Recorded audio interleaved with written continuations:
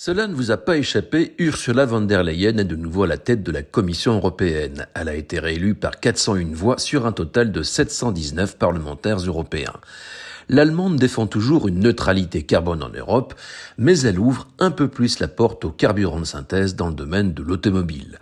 Horreur, malheur, disent les uns, on verra que ce n'est pas forcément une niche, contrairement à ce qu'on peut vous raconter. L'Union européenne avait validé au printemps 2023 l'obligation imposée aux voitures neuves de ne plus émettre aucune émission de CO2.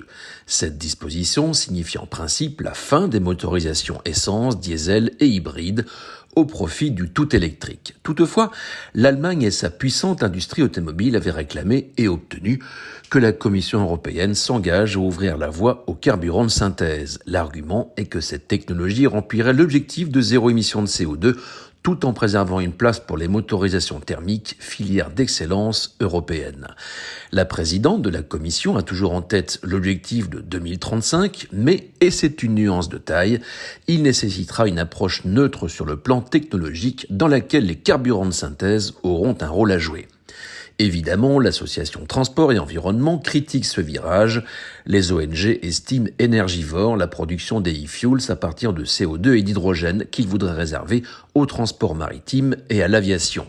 Il est de bon ton de minimiser l'apport des e-fuels et de parler de niche en faisant allusion à Porsche et Ferrari.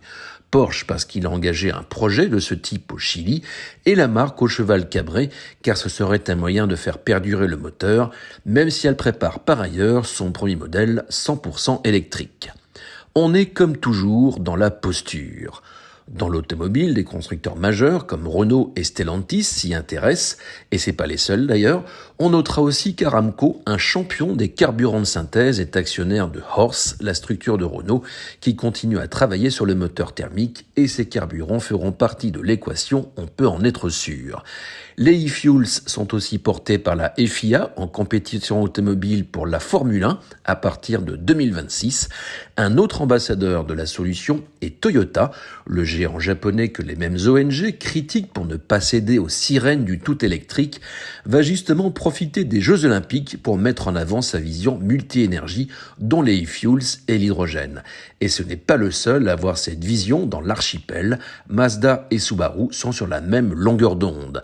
En attendant, la présidente de l'exécutif européen promet une modification ciblée de la réglementation dans le cadre du réexamen prévu de la législation sur les émissions de CO2, la fameuse clause de revoyure en 2026.